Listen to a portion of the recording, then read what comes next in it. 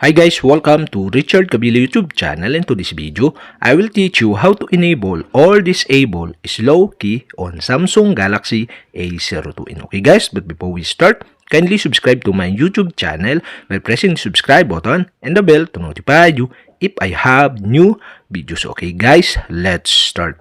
So okay guys, you'll have to do is go to setting in your Samsung Galaxy A02.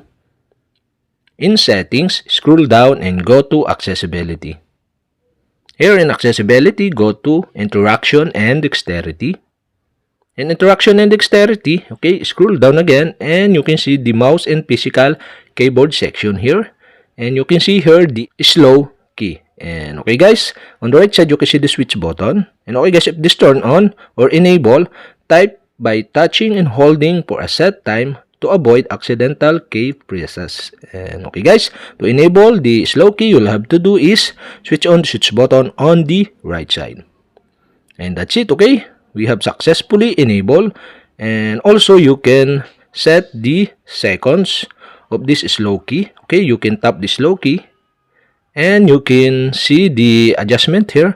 You can tap the plus sign to adjust the slow key seconds. And also you can minus the seconds by tap the negative sign on the left side. And also you can type here to test, okay? For my example, so you can see the slow key of this is 0.2 seconds. And that's it, okay? We have successfully enabled the slow key on Samsung Galaxy A02. And okay guys, to disable, you'll have to do is switch off the switch button on the right side. And that's it, okay? We have successfully enabled or disabled slow key on Samsung Galaxy A02. And okay guys, that's it. And if you have a question, kindly comment below. And don't forget to hit the subscribe button and the bell to notify you if I have new videos. Okay guys, thank you for watching.